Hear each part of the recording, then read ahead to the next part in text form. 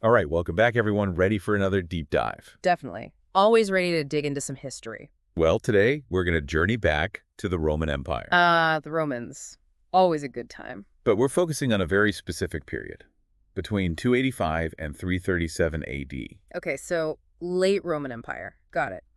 What's so special about these particular years?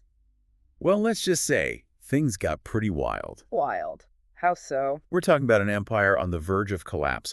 Imagine constant internal conflict, threats from every direction, and an economy that's, well, let's just say it wasn't doing so hot. Sounds like a recipe for disaster. It practically was. Hmm. The empire was in such turmoil that they cycled through something like 20 emperors in just 50 years. Talk about instability. Wow, 20 emperors in 50 years. That does paint a pretty chaotic picture. Exactly. And it's this chaos that sets the stage for the rise of one really fascinating figure, Diocletian. Diocletian.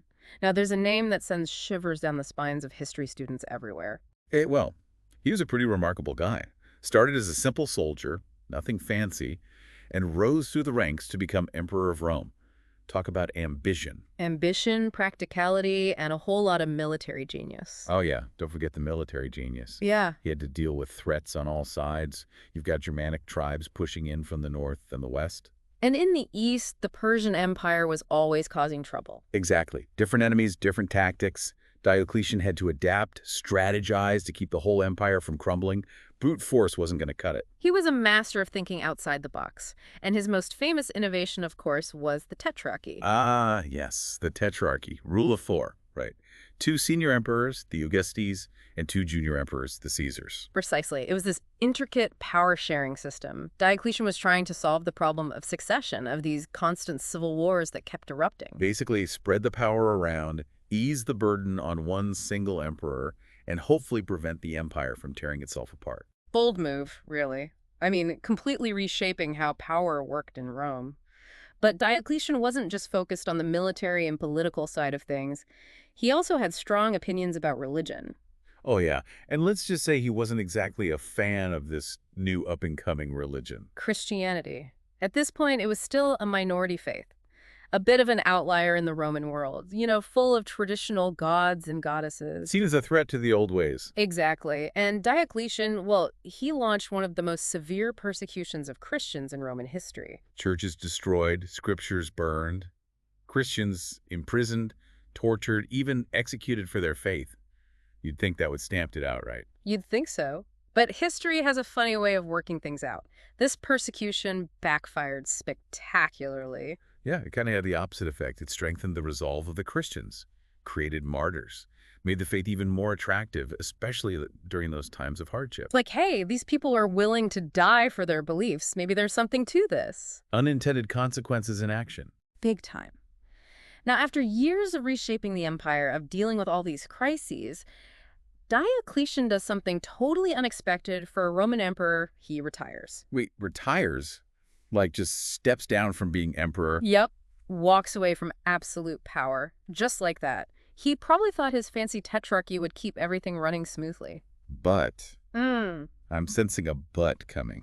But of course, it didn't go quite as planned. Think of it like he pulled the pin on a grenade and just casually walked away. Ooh. Pretty much. The Tetrarchy starts to unravel. Diocletian's chosen successors, they start fighting amongst themselves, and then new contenders for the throne pop up all over the empire. And one of those contenders, a young, ambitious fellow named Constantine. Ah, Constantine. Now that's where things get really interesting. But that's a story for the next part of our deep dive. Exactly. We got to save something for next time, right? Picking up where we left off last time, Constantine's conversion to Christianity, it wasn't like flipping a switch. Yeah, it wasn't as if everyone in the Roman Empire just suddenly became Christian overnight. It was a process. Definitely more complicated than that. I mean, you have to think about it. Yeah. You've got centuries of Roman tradition ingrained in their culture, a whole pantheon of gods and goddesses, all that stuff. Not going to just disappear overnight. Exactly. So how does Constantine actually pull this off? How do you shift an entire empire's religion? Was it all top-down, just because the emperor said so? Right, like did he just force everyone to convert? Well, it was a mix of things. Constantine definitely put his thumb on the scale, so to speak. In what way? He started actively supporting the church, building churches, giving them money, the whole 9 yards. Making it clear that Christianity was now in the emperor's good graces. Absolutely. And he elevated Christian bishops to positions of power and influence, gave the faith a lot more prestige and visibility. So yeah, there was a definite push from the top down. But what about the average Roman? How did they react to this whole shift? You're going to see a whole spectrum of reactions. In some places, especially the bigger cities, Christianity was already gaining popularity. So the transition there would have been smoother. Probably. But then you have the countryside, where those old Roman traditions were much more deeply rooted. Yeah, makes sense. I imagine there was a lot more resistance there, people clinging to the old ways. So it wasn't this clean, uniform conversion, more like a patchwork, right? Yeah, Different areas adopting Christianity at their own pace. exactly. It's a super complex picture. You've got political maneuvering, religious fervor, cultural shifts, all these different forces at play. And it's this complicated backdrop that leads us to one of Constantine's most significant actions. The Council of Nicaea in 325 AD. Ah, Nicaea, a real turning point in Christian history. Now, this wasn't just a casual get-together, right? Yeah. What was the big deal with this council? This was a big deal. Remember, as Christianity was growing, there were all these different interpretations of the faith. Different factions, different ideas about what it meant to be Christian. Exactly. Debates about doctrine, about the nature of Jesus, all sorts of things. And Constantine, well, he saw this as a problem. A divided church could lead to a divided empire. Precisely. He wanted a unified Christian doctrine, one set of beliefs that all Christians could agree on. So he calls this massive council, brings bishops from all corners of the empire. Yep. Trying to hammer out a unified creed, a statement of faith that would define what it meant to be an Orthodox Christian. So did they actually manage to agree on anything, with all those different viewpoints clashing? Well, that's the amazing part.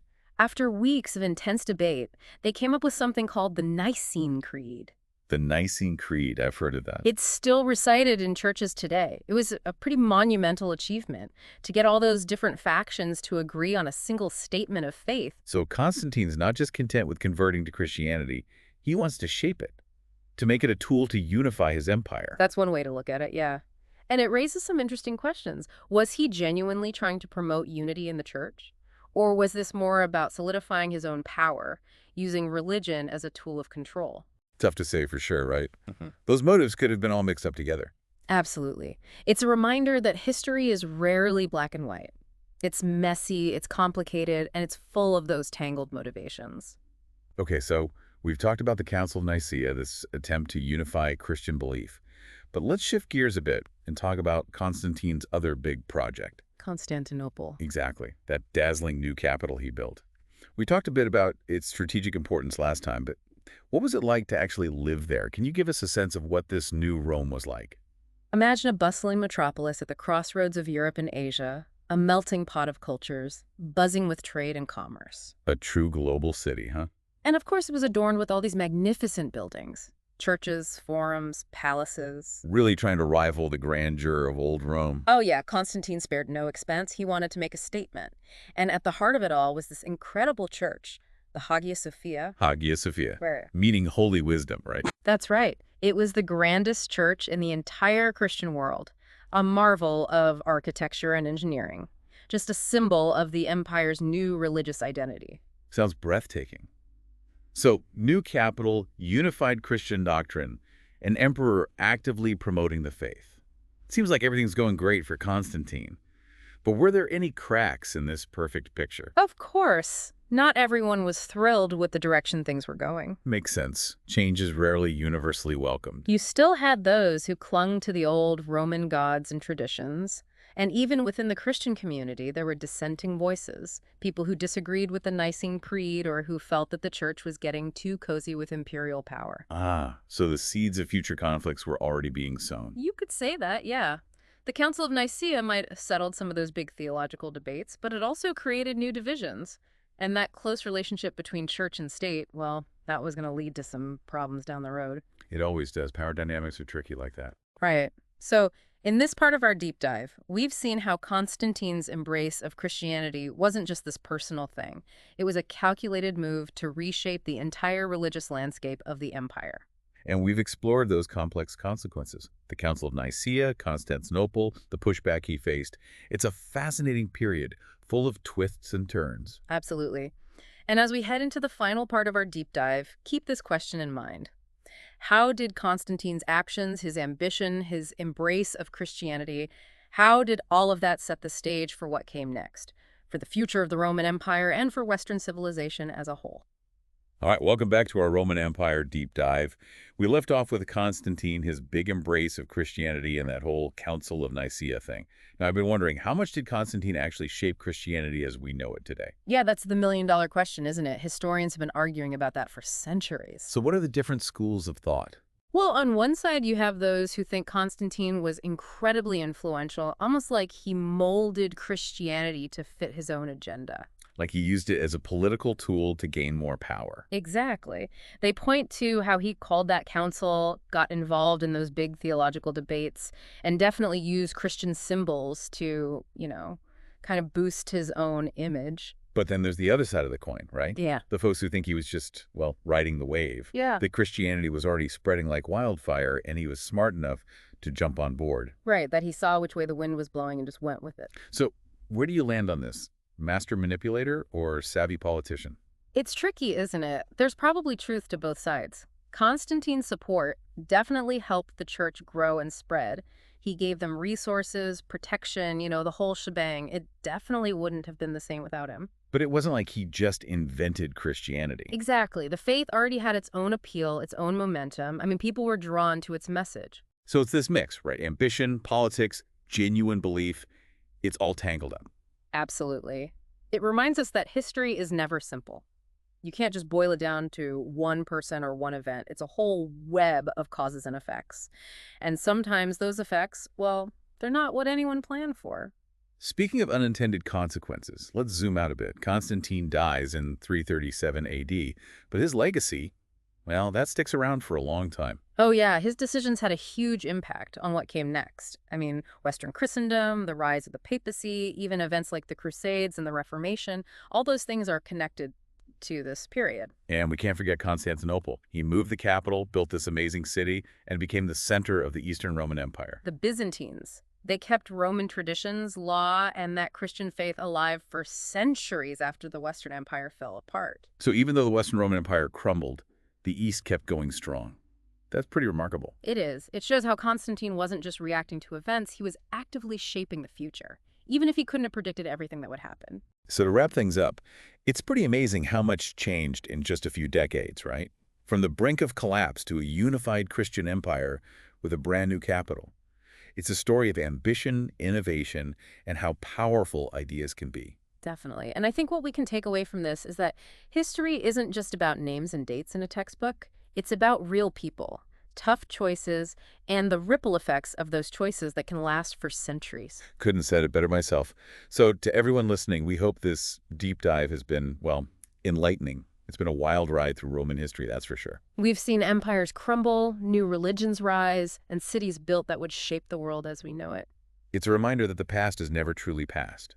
It's all connected to who we are today. So keep exploring, keep questioning, and keep learning. Until next time.